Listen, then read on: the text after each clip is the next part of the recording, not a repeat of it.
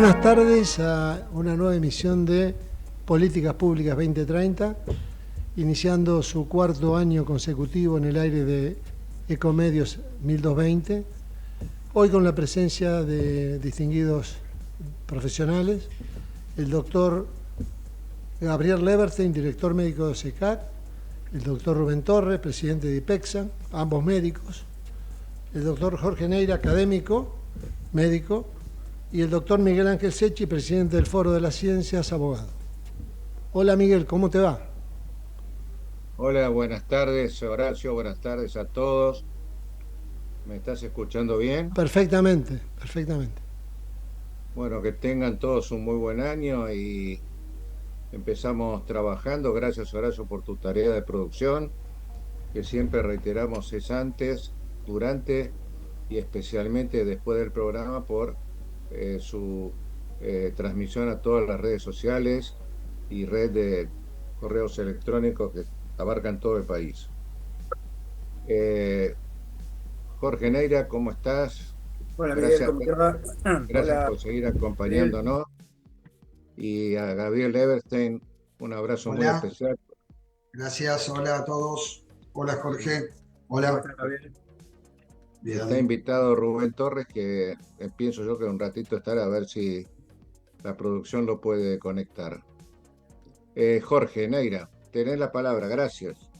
Bueno, muchas gracias, Gabriel por estar acá. Me parece que es un tema interesante. Eso fue una semana de novedades, ¿no? Novedades en todos los ámbitos. Y siempre la sensación que yo tengo que son novedades no consensuadas. Se tira la cosa y bueno, agarrate Catalina, ¿no? Porque, digamos, no hay como un consenso, digamos, como para decidir qué es lo que se hace. El ejemplo clásico, digamos, es el tema de la Organización Mundial de la Salud, donde aparece como una cosa casi de posicionamiento sin ningún tipo de discusión previa, es decir, no hay una discusión con las entidades, aún sabiendo todo lo que significa desde el punto de vista burocrático la Organización Mundial de la Salud y las limitaciones que tiene algunas cosas, pero me parece que hay otras que son útiles y que hubiera sido bueno confrontar, digamos, las opiniones de distintos orígenes con respecto al tema. Pero así como eso apareció el tema de la no triangulación, ¿no? La suspensión de la triangulación. Y a mí me parece que este tema es un tema complejo porque, digamos, por un lado uno dice, bueno, está bien, mejor si la gente tiene que aportar a una prepaga, que no tiene por qué pagarle también a la obra social, y hay muchas obras sociales, como ya venimos discutiendo hace rato, de las 300 y pico de obras sociales que hay, de las cuales algunas que tienen muy pocos afiliados solamente son intermediarios para la financiación. Y esto es lo que a mí me parece que es interesante, porque si uno, digamos, se afilia directamente a la prepaga, ¿qué pasa cuando no puede pagar la prepaga? ¿Dónde vuelve? Vuelve a su cobertura inicial. ¿Cómo ves el tema vos, Gabriel, desde el punto de vista global con respecto a esto? ¿Qué importancia tiene para la financiación de las obras sociales? ¿Qué pasa con las obras sociales que tienen pocos afiliados? ¿Qué pasa con la vuelta, digamos, del que no puede pagar la cobertura de la medicina prepaga, la medicina privada? ¿Cómo ves todo este asunto? Primero hay que acordarse un poquito de la historia para entender cómo viene y qué pasó, pero lo más importante de esto es que cuando se hace la desregulación, cuando empieza la idea de regulación, en algún momento esta desregulación se frena porque me acuerdo exacto, estaba Chacho Álvarez a cargo del gobierno cuando quieren sacar la desregulación en un viaje de la Rúa, se frena la desregulación y se frena equiparar las obras sociales a las prepagas y empieza la contratación y la tercerización. Y en un llamado con alguien que maneja una prepaga muy importante, que en aquel momento no era tan importante, me dice, es más conveniente esto, podemos elegir a quién atendemos, a quién no.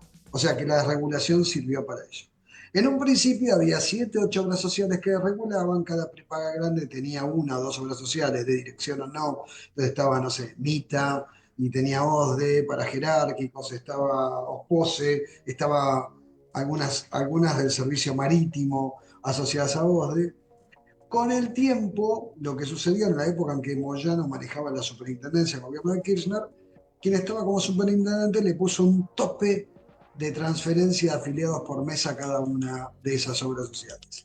Y de esa forma surgieron 400 obras sociales chiquitas que empezaban a desregularizar el sello de goma. O sea, los sellos de goma, más que una existencia previa, fue una creación indirecta de un objetivo y a partir de ahí aparecieron un montón de obras sociales que desconocíamos. Eran casi como una UTE, ¿no? Claro, eran acomodadores de cine de Mar del Plata, remiseros de Rosario, y aparecieron esas obras sociales. Respecto a lo que mencionaste, que es una preocupación que estuvo en los medios y que no es cierta, todos los días los pacientes que tienen una prepaga pueden dejar de pagar y tienen que tener un servicio. Los sellos de goma lo que tenían era una atención no básica, un poquito menos que básica, menos que hospitalaria todavía, y no hablo por hospitalaria por básico, sino por lo que es confort, porque a veces es mejor calidad que los servicios que tenían esas obras sociales, y la verdad es que pueden pasar a cualquier obra social, pueden venir, dejan de pagar y quieren venir a OSECAC o quieren ir a otra obra social, lo pueden hacer. Lo que yo le acerqué al gobierno es una propuesta para modificar un artículo de la ley que nos rige, en donde dice cuáles son las patologías que se debe hacer cargo la obra social de origen cuando alguien se cambia.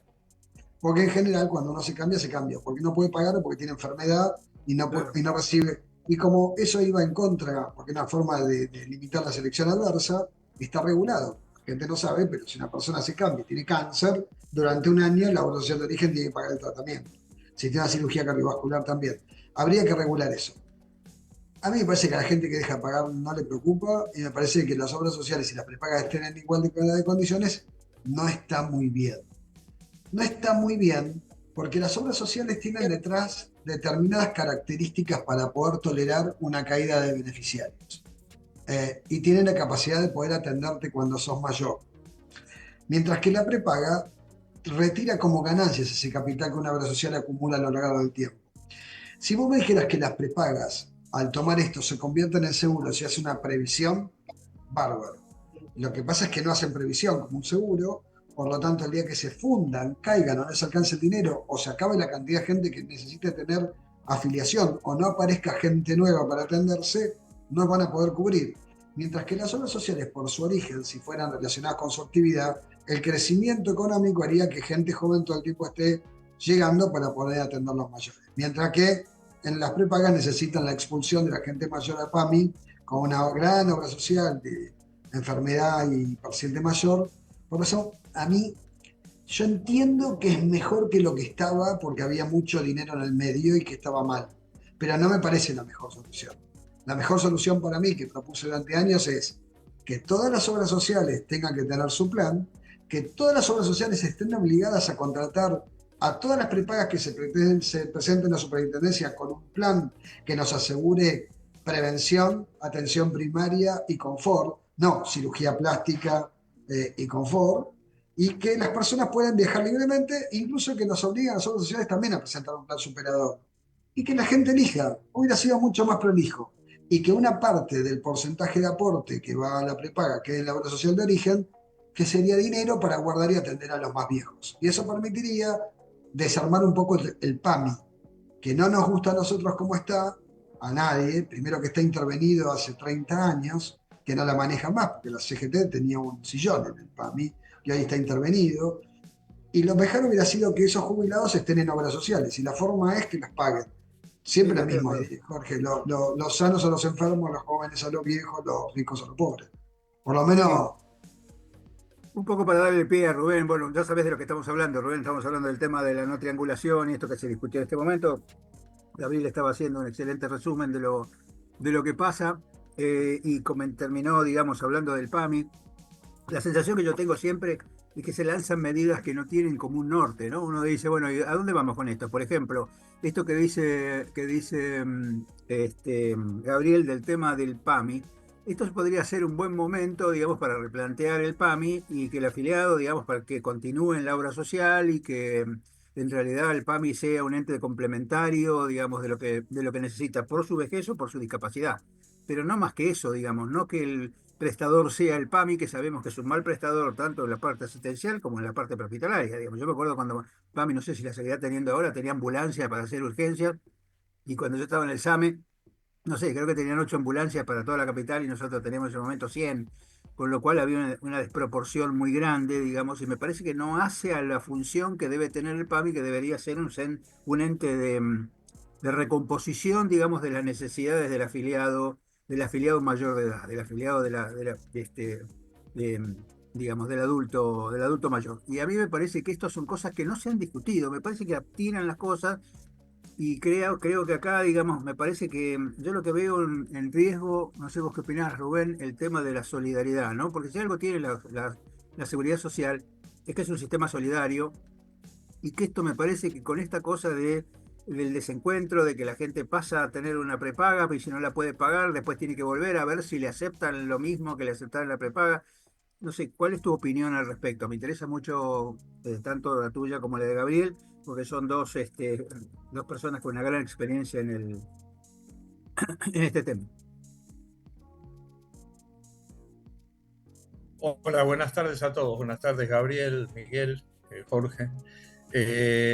Mira, en primer lugar, yo lo estaba escuchando a Gabriel y no puedo más que coincidir absolutamente con su posición respecto de este tema, respecto del nuevo papel que creo debieran jugar las obras sociales, creando planes superadores, reteniendo a sus afiliados, conservando a sus jubilados incluso y otorgando una lógica central al sistema y manteniendo ese marco de solidaridad del cual muy bien hablas y que evidentemente en el sistema de seguridad social argentino, ya con la incursión del sistema de prepagas a través del sistema de opción de cambio, se ha perdido básicamente con la posición del descrédito, ¿no es cierto? Así que no puedo menos que coincidir con esto. Pero una preocupación muy seria que tengo está vinculada con lo que vos decías, Jorge, al comenzar recién tu pregunta, que es ¿cuál es el resultado final? ¿Cuál es el rumbo Claro. de estas medidas? El Porque famoso cuando Quo Vadis, uno el propone, famoso Quo Vadis. exactamente, cuando uno propone políticas públicas, eh, básicamente debe fijarse en cuál es el objetivo de esas políticas públicas. Claro. Y a ver, en esto tengo un conflicto de interés. Todos ustedes saben que yo he escrito un libro que se llama Mitos y Realidades de las Obras Sociales, donde convalido y explico y fundamento la necesidad de esta medida que ha tomado el gobierno. Pero a ver, esto es útil en la medida en que, a ver, para dar un ejemplo que todos puedan entender, esta teórica intermediación que retiene una cantidad determinada de dinero va a volcarse a mejorar la calidad de las prestaciones, va a disminuir el costo de la transacción con la prepaga respecto de la cuota, va a mejorar el salario de los profesionales que atienden al sistema. Si esto fuera así, bienvenido sea. Ahora creo que globalmente esto no sucede. Y esto no sucede en este caso, específicamente en el caso de la desregulación, como no sucede con muchas de las otras medidas que este gobierno está tomando. Para definirlo de alguna manera, creo que hay una falta de rumbo, una falta de meta, de saber a dónde vamos en el sistema de salud que queremos. Sí, yo tengo la misma sensación. La cosa es como querer ser eficientes mostrando algunas cosas, pero en un camino que uno conoce. Porque fíjate que mientras vos hablabas y mientras hablaba Gabriel, yo pensaba en los dos extremos, ¿no? Por un lado el PAMI, digamos, que sigue siendo lo mismo desde hace años y se viene discutiendo lo mismo y nunca se cambió. Y por otro lado, ¿qué rol va a tener el sector público en esta situación? Porque como vos sabés que yo siempre insisto en el hospital de gestión descentralizada o de autogestión, como se decía, yo creo que el hospital de autogestión es un buen prestador de la seguridad social y podría colaborar en el tema de la seguridad social para aumentar la base de sustentación, pero de estas cosas nunca se habla, ¿no? Acá se habla, fíjate vos que todo lo que estamos hablando desde el primer decreto, el famoso decreto 70, el decreto ese ómnibus, no sé cómo se llamaba, todo el tema gira alrededor de la medicina prepaga, ¿no? Que si la medicina prepaga se puede aumentar la cuota, que la hizo y lo hizo de una manera discrecional, digamos, porque aumentaron las cuotas mucho más de lo que deberían haber aumentado, decían que iban a devolver parte de la cuota y esa cuota se licuaba cada mes, digamos, bueno, una cosa que no. Y además en ningún momento, digamos, hubo un correlato, digamos, entre el aumento de la cuota y el aumento del pago a los profesionales de la salud, porque si vos te fijas, la desproporción que hay entre el aumento de la cuota y el aumento de las prestaciones, el aumento de lo que se paga, digamos, a los profesionales de salud, es bastante manifiesto, ¿no? Y queda siempre este tema de qué pasa con el sector público. El sector público, que a mí me parece que también puede prestar en la seguridad social, esto en algunos hospitales es muy claro, como siempre comentamos con vos, Gabriel, con el hospital de Cuenca Alta, que es un hospital que a mí me parece un hospital de referencia y como modelo virtuoso justamente para discutir estos temas. Nunca se habla de esto. Entonces el tema es cómo se regula la obra social o cómo ves esto, cómo lo ves Gabriel y cómo lo ves vos, Perdón, me Rubén. permitís una cosa, algo para decir respecto a cada uno de los puntos que tomaron. La primera, Rubén, vos sabés que yo también estoy de acuerdo que cuando hay un incendio, el bombero rompa la puerta. No significa que estoy de acuerdo con que la rompan siempre. O sea, vos estás de acuerdo con que la plata de la intermediación no esté, pero en situaciones y para lo que transmitía, los que yo conecté con el gobierno es, tienen que devolverle esa diferencia de plata a la cuota de la gente. No hay otro camino. Camino es, si ahorramos 7 puntos, no aumenta por 8 meses la prepago, le sube la plata a la gente. Porque si no, es es sacar a Stalin para crear otro Stalin. La idea Sí, es ver pero si hay una cosa, Gabriel, que me parece interesante, es que la obra social sigue diciendo que todavía están atrasados con respecto a su situación financiera, como que tiene un están, atraso histórico que están nunca se mal. va a terminar de resolver. Las 5 obras sociales más grandes sacaron créditos bancarios y están en serio riesgo. No te olvides. O sea, no quiero hacer este programa una propaganda de nuestro sector porque no corresponde. Pero les puedo contar que las únicas tarifas que no han sido sinceradas es la cuota del valor del monotributo, que para un PMO de 60.000 pesos vale 16.400, y para la cuota de un jubilado, que vale 4 PMOs más o menos, ponele 2 para no volvernos locos, y pagan 30.000 pesos. Y un suplemento que da el gobierno se llama Sumarte, que lo sacan del propio fondo de los que aportan los trabajadores, con los que dan un dinero más, pero en realidad nos dejan de pagar los medicamentos de alto costo porque hace meses que no se reembolsa.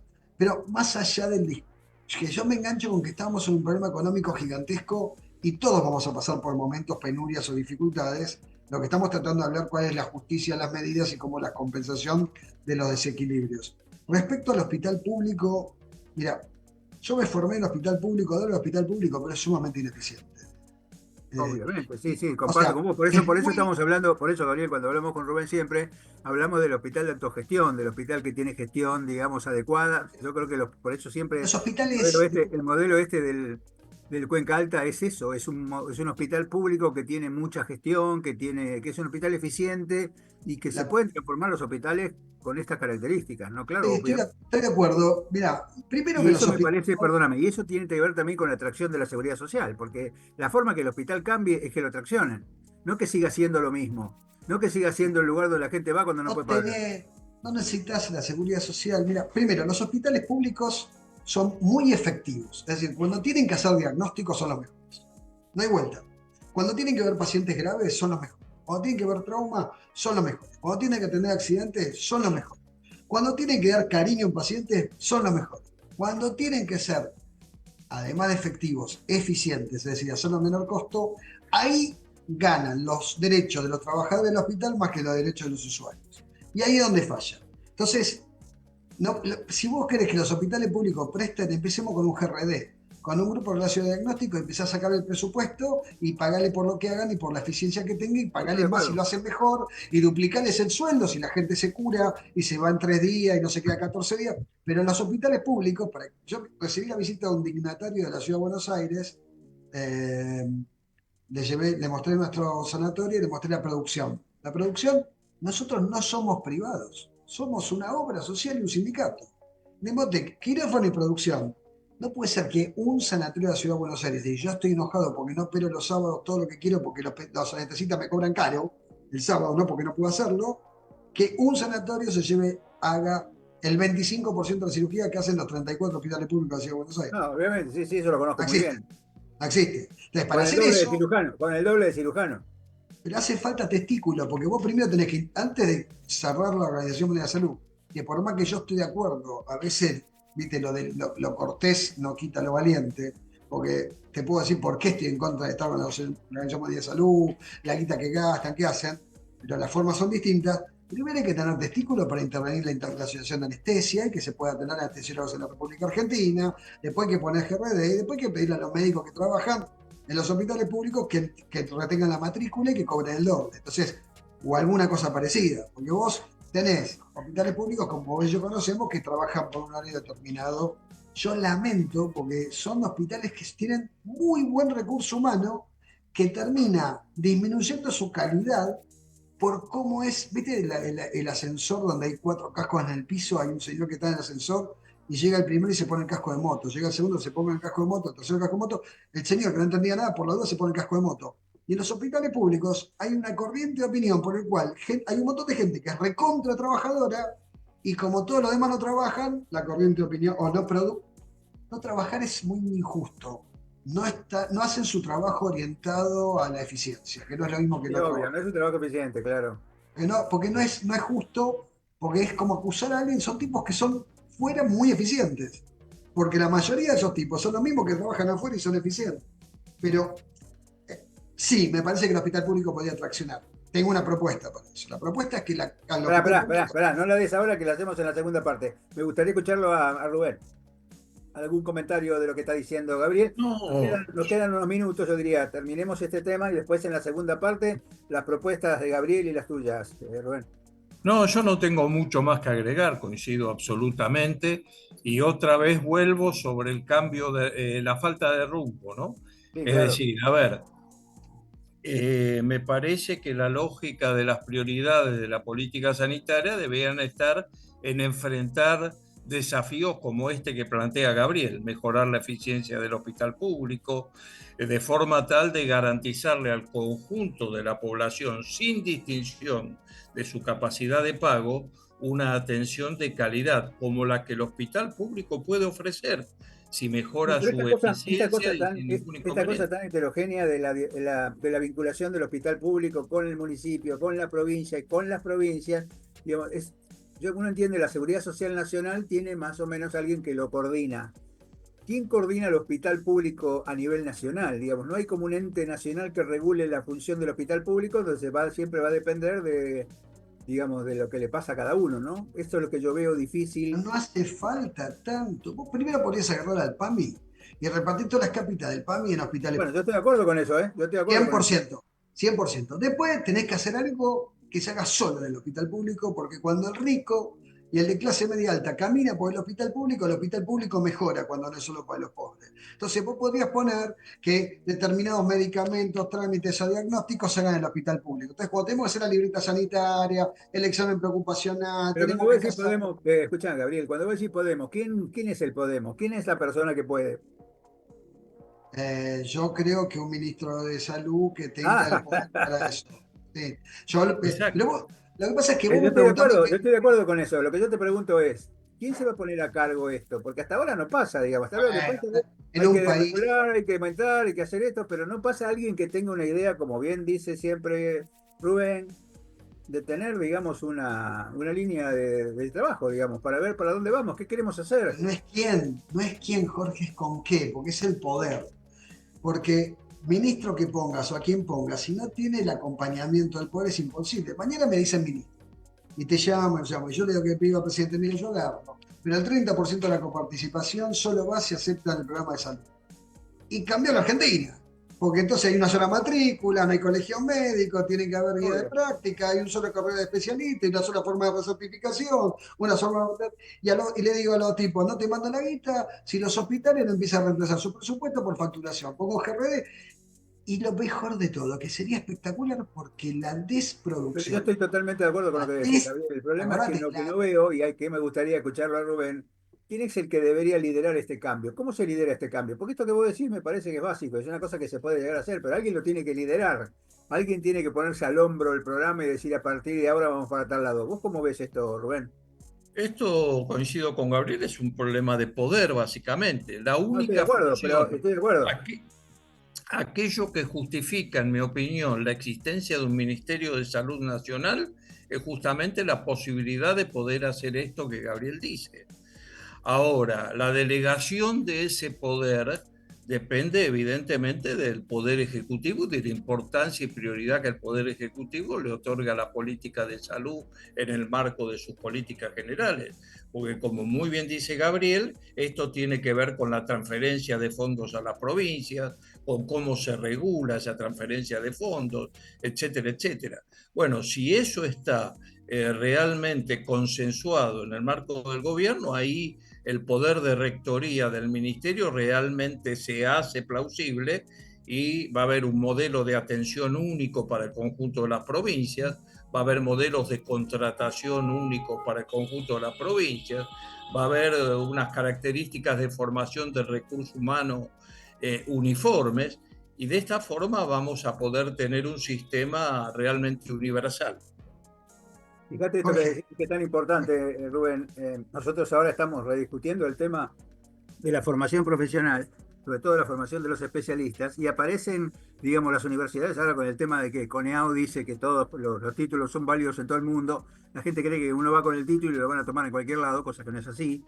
Pero hay también un tema de discusión. Fíjate vos que estamos hablando a nivel mucho más atomizado de lo que tiene que ver con las corporaciones, porque por un lado tenés las corporaciones que forman a los profesionales, que son las universidades, tanto las que están en la FACIMERA como las que están en FAFEM, los colegios médicos y la sociedad científica. Si uno dice, bueno, ¿por qué no formamos un solo especialista? Un especialista que sea igual para todo el mundo, que tenga acuerdo los colegios, las universidades y las sociedades científicas. Y esto es muy difícil con la regulación del ministerio. El ministerio lo único que tendría que hacer es regular. No tendría que participar ni de la capacitación ni de tomar examen, sino simplemente regular y aceptarlo. Esto es muy difícil de hacer porque falta, no sé si es por falta de liderazgo, pero nosotros siempre hemos tenido dificultad para que se incorpore, digamos, a Facimera y FAFEM a esta discusión. Jorge, ¿te puedo que, decir algo? creo que no es solo una falta de capacidad del ministerio, también hay que tener en cuenta, Jorge, que atrás de algunas de estas, fragmentaciones en los otorgamientos de matrícula, como mencionaba Gabriel, y demás, existen intereses económicos, ¿no? No, Y claro. bueno, esto es un tema que... Pero vos sabés que hasta el interés económico es relativo porque, digamos, nosotros lo que estamos proponiendo desde el Consejo desde hace mucho tiempo es la homologación de todo. Independientemente de quién te da la matrícula, de quién te da el título, de quién te da lo que sea, de quién te va a habilitar la matrícula para trabajar en el lugar donde tenés que y quién te va a cobrar la carrera, digamos, todo eso va a seguir más o menos igual. Lo que nosotros queremos es homologar, y aún esta homologación es muy compleja. Bueno, tenemos que ir al corte, así que yo les diría, para la segunda parte del corte seguimos con esto y la propuesta que tiene Gabriel que se quedó en el tintero. Así que nos vemos un ratito y volvemos enseguida.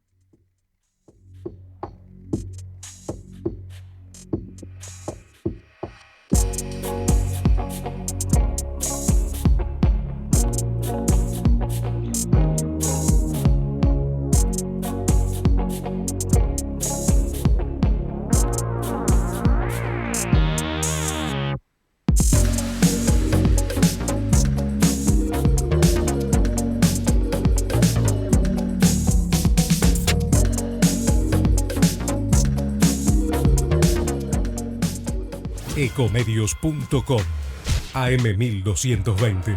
Estamos con vos. Estamos en vos.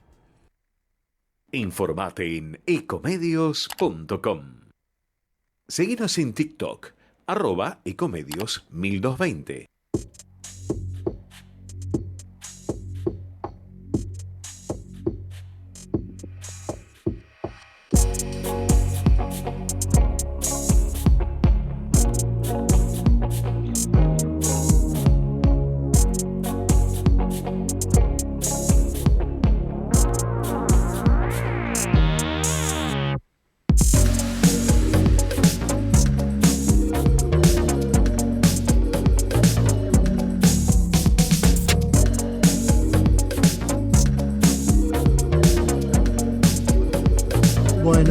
Terminado el corte comercial, continuamos con Políticas Públicas 2030 en su primer programa de este nuevo ciclo.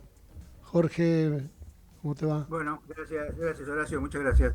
Bueno, Rubén, entonces estábamos hablando de este tema, ¿no? De la formación profesional y de cómo se hace para que se alineen, digamos, todas estas estructuras en trabajar en un programa común. Y estamos hablando también de la regulación del ministerio. Ahora, ¿qué pasa con esta regulación del ministerio con un gobierno que aparentemente descree de las funciones del Estado, de todas las funciones del Estado? El Estado debería ser una cosa mínima y que no debería ser nada. Y yo creo que la regulación, aún con un Estado chico, una de las funciones más importantes del Estado es la regulación de la vida de la gente, ¿no? Así que vos cómo ves esto, Rubén, y después pasamos a Gabriel. No, a ver, sin lugar a dudas. Además, a mí hay un hecho que me sorprende, ¿no? Siendo el presidente un experto en economía, su ministro de desregulación, un experto en economía, resulta llamativo el insistir tanto sobre la desregulación de un mercado como el sanitario, que toda la literatura y todos los expertos saben que tiene fallas intrínsecas que requieren de medidas de regulación. Claro. Entonces, esto resulta realmente sorprendente, así que coincido absolutamente, Jorge, con esta postura.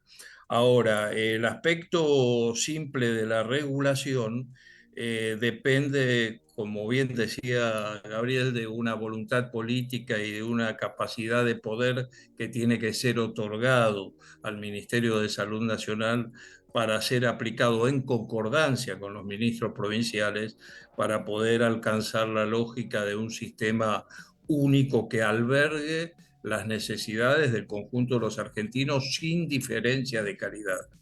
Y esto no es sencillo, esto requiere de una decisión política muy importante. Gabriel, Yo lo que pasa que, mira, habla más fuerte porque se escucha muy bajo. mira, regulaciones hay en todos lados. Hay determinados mercados o sistemas que requieren regulaciones. Los países más liberales del mundo tienen semáforos. O sea, porque el tránsito se tiene que regular porque la gente choca. Hay carteles de pare y hay gente que no necesita un policía que le diga que pare, sino con el cartel de pare tienen que detenerse porque el problema es la vergüenza que le da con respecto a los otros, ni siquiera tiene que ver con el castigo. Entonces, determinado nivel de regulaciones tiene que haber. Las motivaciones no hablo del ministro, porque no tengo muchas cosas para criticarle las decisiones que tomó. Tengo más para criticar a quienes conducen las ideas que quizás creo que tienen incompleta la información o tienen una salud muy postergada en las decisiones. Lo cierto es que si yo tuviera que ser ministro, si elegimos un sistema central de rectoría, yo lo haría desaparecer, convertiría el sistema de salud en agencias. No pueden cambiar las políticas de un país y la salud de un país con cada ministro nuevo, no No, claro. sirve. Yo prefiero más faucis que gineses, si querés. No quiero un tipo que esté hablando afuera, 40 que quieren ser ministro. Yo preferiría agencias y un gran superintendente de esas agencias que diera vistos muy pequeños, ¿viste? Modificaciones muy pequeñas a un proyecto a largo plazo. Y ahí las provincias se incorporarían de buena manera a la conducta y tampoco ministros, sino agentes y agencias y personas que puedan ser removidas como son removido un juez, por ejemplo, y tuvieran que demostrar cómo anduvieron respecto a los resultados sanitarios, no que vos tengas un blanqueo como el económico que te mata la historia con cada renovación electoral, porque ya ni nos acordamos lo que pasó con la gripe aviar o con la otra gripe. Entonces, tampoco me parece mal pasarla a las provincias el sistema de salud, pero tenés que tener un rol de rectoría de lo que querés generar junto con los ministros de acá al resto. Entonces, ¿hay plata para que el sistema de salud esté mejor? Sí. ¿Hay plata para que los médicos, cuando hablo de los médicos son los médicos, los enfermeros, Sí, los sí, cuando asistentes hablamos del equipo de salud. médicos, para que gane más? Sí, el poder necesario es directamente o es inversamente proporcional a la diferencia de precio que tienen los medicamentos en la Argentina y afuera. Por ejemplo, vos tenés 7, 8 factores de poder. Esos 7, 8 factores de poder tienen la característica que apuestan al blanco, al rojo, al negro y al cero. O sea que en todas las elecciones ganan. Por eso, cuando hay una ley de financiamiento de los partidos políticos que quiere modificar este gobierno, puede ser increíblemente poderosa para el sistema de salud. No, tal cual. Por eso, si vos querés mirar la parte buena de este gobierno que me gusta, y que más me gusta, que una es la baja de la inflación, otra la baja del gasto público, Sí. otra algunos desplazamientos de política populista, no del wokismo, de política populista. La ley de transparencia y financiamiento de los partidos políticos podría ser que el sistema de salud fuera un poquito más independiente. No hay duda que la plata hay que ponerla abajo en la gente que trabaja y darle obligaciones respecto a sus ingresos. La gente responde bárbaro a eso. Mi experiencia es que no hay alguien que te diría que es excepcional. Personas en la Argentina del sistema de salud que si ganan bien no quieren trabajar. No, tal cual. Pero casi no hay ninguno. Pero yo te digo que nadie. Y que Además tiene que ver ganen. con la pertenencia, tiene que ver con la pertenencia. Vos cuando tenés pertenencia a un lugar, trabajás de otra manera. En la Argentina no me encontré con nadie que si gana lo que corresponde no quiera trabajar. Y cuando Claro. vos, y la capacidad para decirle a ese señor que tiene que cambiar, si le pagás bien y tiene que trabajar y rendir, y vos también trabajabas, está relacionado con tu honor, tu respeto y tu trabajo personal. Entonces, yo creo que el sistema de salud tiene que modificar. No me gusta que cambie la conducción con cada elección. Creo que deberían ser agencias. Creo que hay plata. La plata está sin lugar a dudas en la industria farmacéutica. No está en la industria del diagnóstico, no está en la industria de las camas, no son los dueños de los sanatorios los que hacen esta historia. Te diría que los dueños de la prepaga, mira, desde hace 30 años que veo que cada vez que lo privado se hace cargo de la seguridad social, en lugar de convertirse al cliente en un cliente privado, el vendedor se convierte en la seguridad social. Yo estaba trabajando en la clínica en la provincia de Buenos Aires, teníamos módulos para PAMI y teníamos módulos para las obras sociales. Cuando la prepaga tomaron a esas clínicas, pues se llevaron más gente, pusieron los módulos de PAMI y los módulos de obras sociales. No es que la gente se atendió como privado. La adaptación es al revés que lo que ellos creen. Hoy, uno de los que recibió más regulación de nuestra obra social, que es una prepaga importante, con sanatorios, probablemente los sanatorios más lindos, que han sido mejor conducidas sus terapias intensivas en la capital federal, paga honorarios, pero pauperizadores. Entonces, la tendencia es que cuanto más van a lo básico, ellos se convierten en algo más básico y van a aparecer prepagas más caras. Olvídate, cuanto más la prepaga se parezca a la obra social, va a aparecer otra prepaga para la crema más alta, donde le van a cobrar más caro y donde van a ser distintos, porque la gente no quiere eso. Pero están desesperados. Ese poder de las prepagas es relativo. El poder farmacéutico es importante y por ahí va el poder político, porque financian las campañas. Porque yo no soy embajador en París ni soy el primer, no sé, el canciller. En esos lugares se sientan a hablar. A mí me tocó recibir llamados telefónicos de dueños de prepaga de industria farmacéutica para pedirme favores para dirigente político de diferente bando en la misma elección. Pues decir, no sé cómo puede ser. Entonces, punto 1.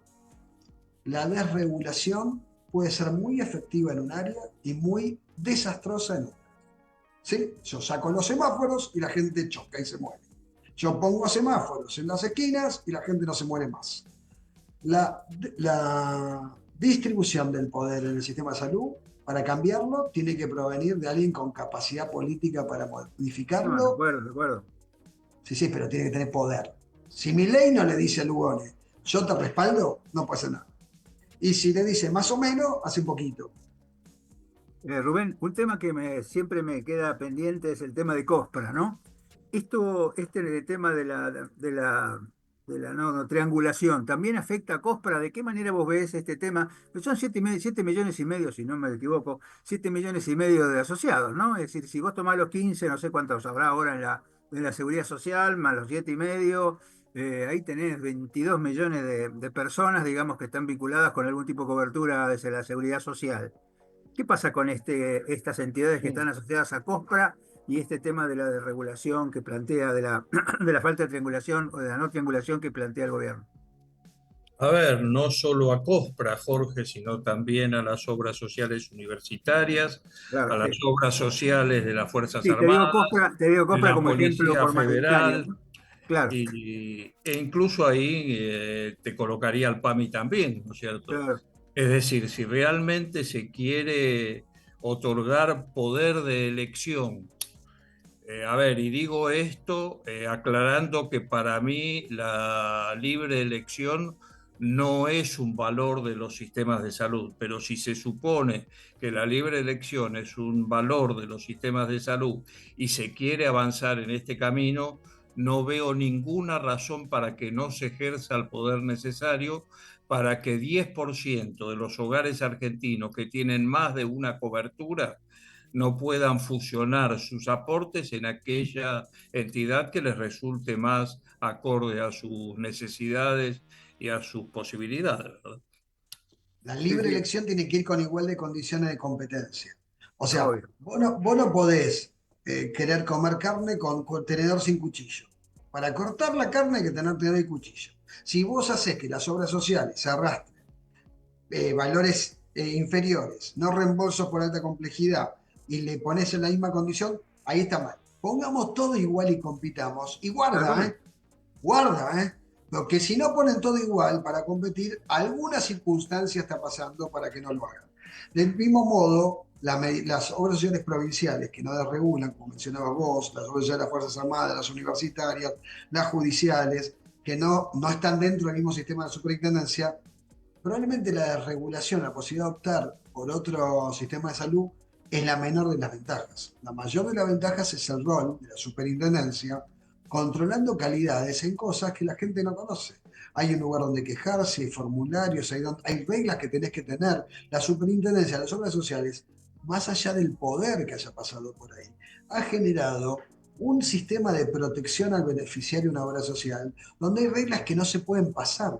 Vos no podés, cuando yo tengo que discutir, digo, bueno, no voy a tratar tal cosa, no, minga, no existe eso. Pero no es porque venga un amparo, porque está mal. Y la superintendencia puso, bueno, meter a a esas personas dentro de un sistema de control que ha dado efectividad, ha sido muy eficiente y ha sido muy efectivo, y poner reglas es bueno.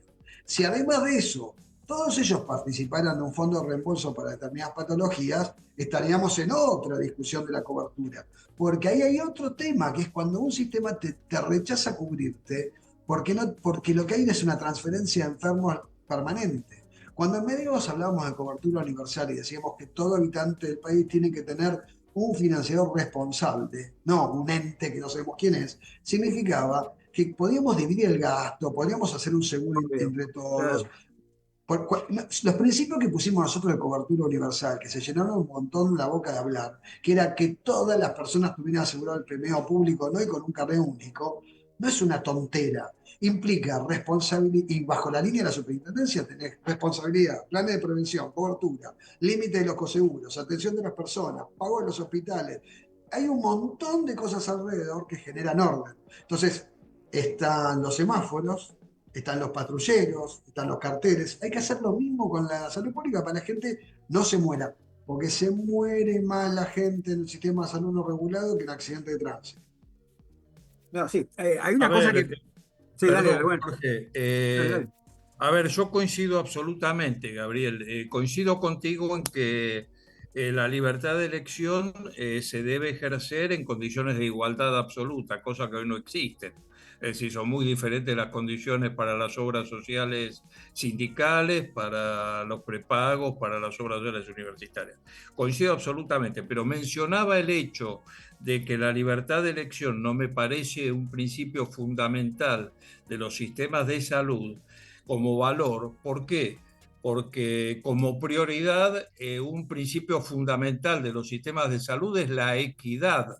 Claro. Entonces, si vos tenés equidad en el sistema y si vos tenés iguales condiciones de competencia, ahí sí la libre elección adquiere un valor importante. Pero en Argentina, con un 50% de pobres que no pueden elegir dónde ir, sino al hospital público al cual pueden llegar, un grupo de gente muy importante que está en la seguridad social, que tiene limitada su capacidad de elección, porque vos sabés muy bien que hay un porcentaje muy alto de las obras sociales sindicales que no pueden cubrir el programa médico obligatorio, por lo tanto no existe esta condición de equidad.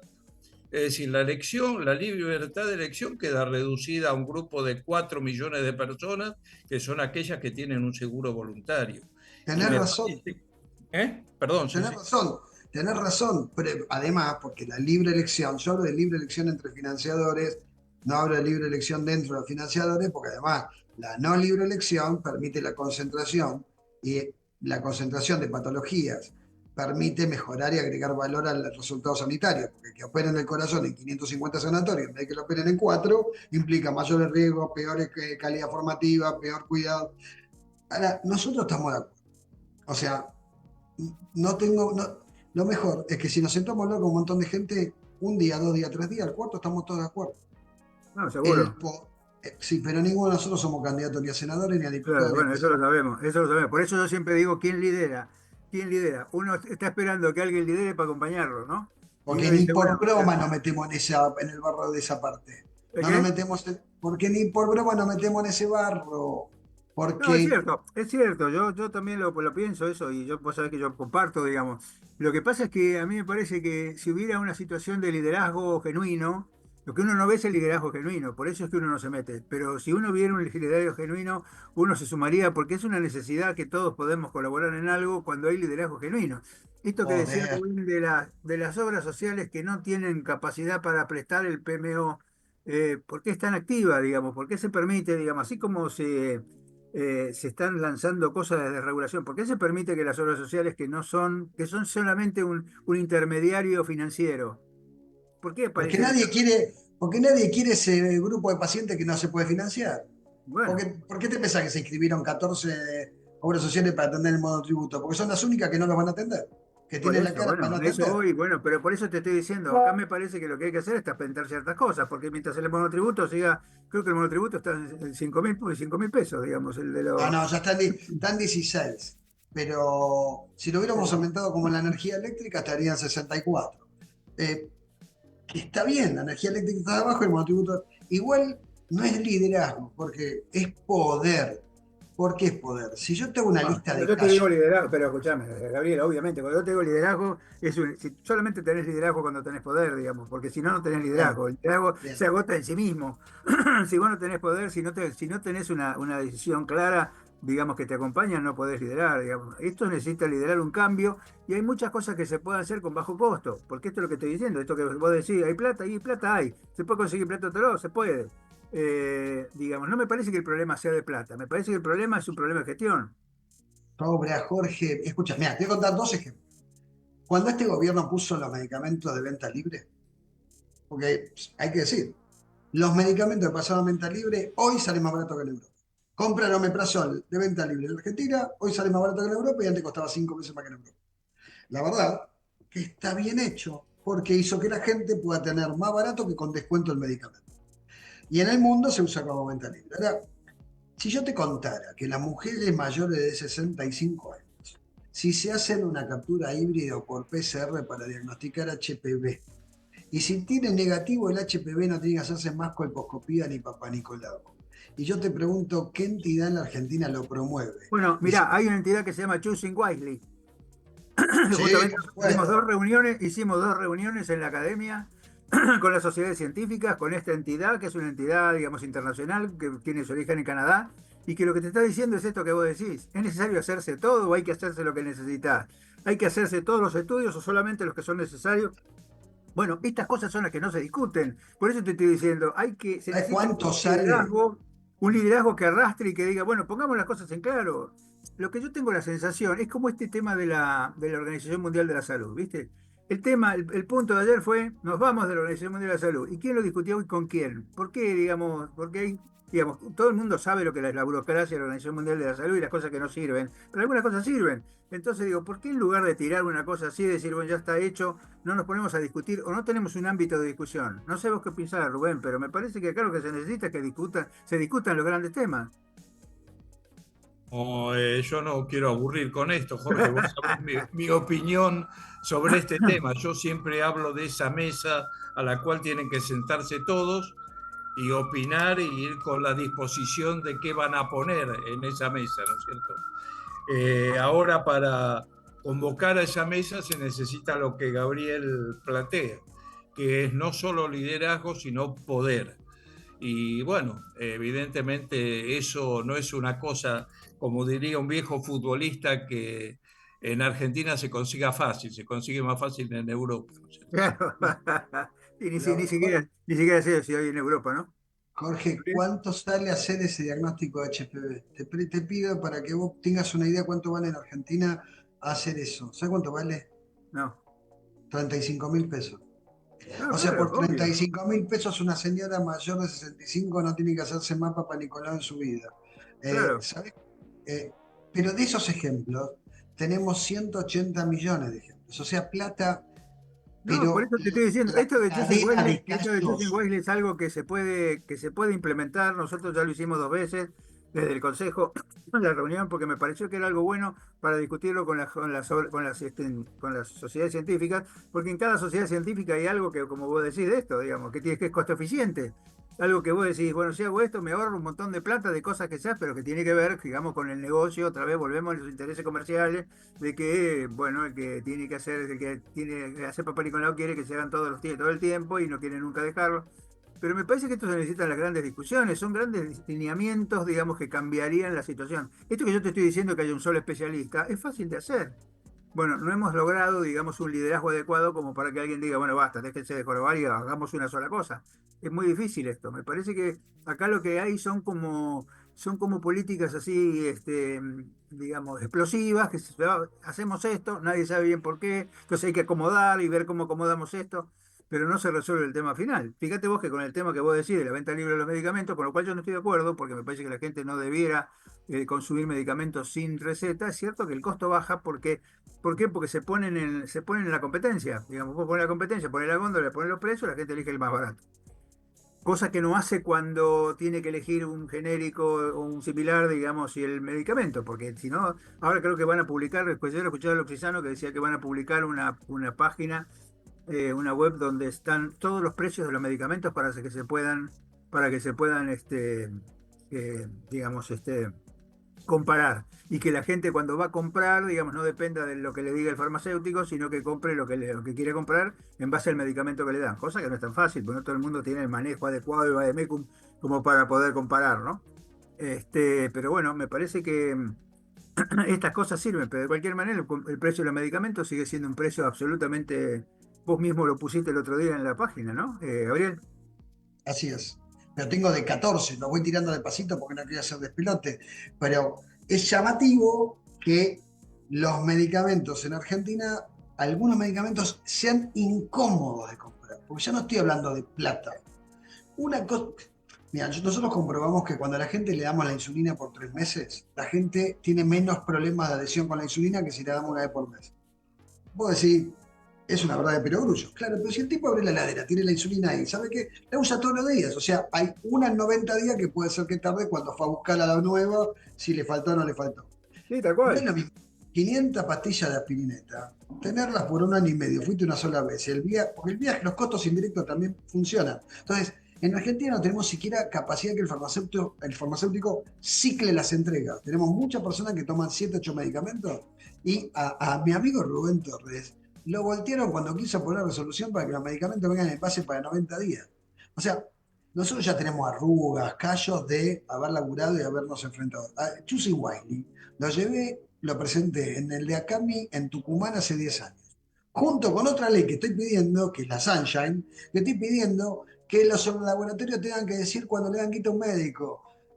Pido por favor que los laboratorios tengan que denunciar cuando le dan quita a un médico, porque el problema no es que le den quita, el problema es que no lo sepamos. Estoy proponiendo que podemos poner el conflicto de interés para la prescripción de un medicamento de alto costo y me dicen los abogados que no lo puedo hacer en Argentina, que la gente no está obligada a poner el conflicto de interés. O sea, yo te junto 20 tipos, 30, y te juro que yo te los nombro, la mitad los conocés, y hacemos un sistema de salud. Manejamos Argentina, perdón, necesito 2 coroneles con 2 divisiones del ejército, necesito un presidente que me cuide. Pero si tenés una división tenés que tener un general, no tenés que tener un coronel. ¿Ves? Un general de división, sí, y 2 coroneles de atrás. Porque porque ¿sabes qué? Y lo peor de todo es que lo mismo que se sienten perjudicados van a estar contentos. O sea, los que hoy se sienten, es mucho más negocio venderle medicamentos más baratos a 50 millones de argentinos que venderle solamente caros al 25% de la población. Bueno, por eso te estoy diciendo, pero algo pasa para que eso no se regule. Cuando hay cosas que son más importantes, porque si vos te fijas, yo no sé si ustedes calcularon el aumento del pago de bolsillo de los afiliados a partir de las últimas medidas con los medicamentos. Yo creo que ha progresado, digamos, linealmente, digamos, en estos últimos meses. O sea, que cada vez la Que gente tiene que no pagar hay más posibilidad que no paguen de bolsillo. No hay posibilidad. Vos lo vas a entender No, está rápido. bien, yo no digo que no pague, pero sí que, no, que pague cada vez más. Digamos, si se supone que vos tenés que pagar una cantidad, se supone que la cantidad debería ser más o menos la misma, no es que cada vez tengas que pagar más, ahora que la inflación está más o menos estable. No. Jorgito, no. La inflación sanitaria la conocés como yo. No, ya lo sé, Y, pero ¿quién genera la inflación sanitaria? Esto es el tema. La inflación, esto es como el tema de la vestimenta. Hoy estaba escuchando el tema de la vestimenta, ¿no? que decía que un tipo vende la misma ropa acá que es un argentino, produce ropa, la vende acá y en Chile. En Chile cuesta $250, acá cuesta 500. Y es el mismo tipo que la produce. Es decir, que si vos tomás el costo de exportación y qué sé yo, y le dice, bueno, ¿y por qué no la vende a 500 en Chile? Dice, porque si la vende en Chile a 500 no se la compra. Acá se la compra porque no tiene competencia. Bueno, Jorge, habrá que ver, digamos, no habrá hay que ver si esto no sistema, tiene... no hay sistema de salud que no requiera un mayor esfuerzo económico cada año. No importa si es más justo o menos injusto y tenemos que ver cómo se redistribuye. La mejora en la expectativa de vida y la mejora en los resultados sanitarios van a estar acompañados de dinero. La discusión es que estamos dispuestos a pagarlos, cuánto es para nosotros solos, cuánto es para la etapa final de la vida y cuánto es para que todos vivamos más. Obvio. Va a costar más cara la salud, no Pero olvídate. dice, pero uno acepta que cueste más caro, pero no desproporcionadamente. Lo que estoy diciendo es que me parece que hay un costo desproporcionado que se ha agregado. Porque, digamos, cuando uno ve, digamos, los valores, pues pero esto no puede ser. Si yo el mes pasado pagué tanto y este mes tengo que pagar esto, y la inflación fue el 5%, bueno, no, por la inflación sanitaria. Bueno, siempre hay un tema por el cual te cobran más. A mí me parece que esto... No, tiene que ver con lo mismo, con el poder y el rol rector. ¿Sabes por qué? Bueno, por Porque eso hoy, voy, a eso voy, digamos. Por eso te que estoy yo, diciendo. mañana Rubén es ministro, seguro que me llaman para Yo lo ayudarlo. voto, yo lo voto, yo lo voto a ustedes Yo dos, te mirá. Yo lo voto a ustedes dos a digo, ver. Rubén, vamos a licitar el manual farmacéutico, que vamos a poner que los únicos medicamentos con cobertura son los que van a poner los precios más bajos. Y en 3 meses vale un tercio, y se acabó la historia, y Y se eso es lo que te acabó estoy la diciendo. historia. Pero acá, en este país, y yo estuve sentado cuando llevé a un ministerio para poner precio de referencia y monto de referencia, y alguien contestó que esos medicamentos no están en todo el país, y por lo tanto tenemos que ponerle mayor cobertura a un medicamento más caro, con medicamento más barato, mayor cobertura, es decir, mayor pago de los vecinos para el señor que va a tener el remedio, para que el señor, para que puedan comprar la marca R, la marca B larga o la marca que sea E grande, porque los otros no lo pueden distribuir. ¿Y por qué? Porque las distribuidoras son de R, B larga y E. Entonces, la cosa es, hay medicamentos en la Argentina que si la gente los cambiara podría pagar más barato. Con una sola medida, y lo hizo Rubén. Rubén puso una medida por el cual no solo comprabas el más barato, sino que si el medicamento era más barato que el monto, te lo llevabas gratarola, gratis. ¿Por qué? Porque Sí, el sí. esfuerzo mío de cobertura, sí, pero se lo sacaron. Entonces, Bueno, quédate ahí, Rubén, porque Gabriel, porque tenemos que ir. Yo te le voy a pasar el cierre a Miguel. A mí me parece que sería bueno que sigamos la semana que viene. Así que los invitamos, digamos, a seguir con esto porque da para mucho. Me parece que hay muchos temas para seguir conversando y creo que es un buen momento oportuno para repensar las cosas entre todos. Miguel. Adhiero, Jorge, a la invitación. Por favor, Gabriel y Rubén, si pueden, vean sus agendas, porque esto da para mucho y comparto absolutamente la propuesta de Jorge. Contéstenos si en la medida de sus posibilidades podemos continuar el jueves próximo. trata que no sea los miércoles a la tarde que atiendo la farmacia. Bueno, Claro, vendete en la esquina, vendete en la góndola. Vos sos el de la góndola. gracias por Todo, todo, gracias. Jorge, Gracias a Gabriel, ustedes, Rubén. un abrazo a todos. Abrazo Placer. grande. Chao, chao.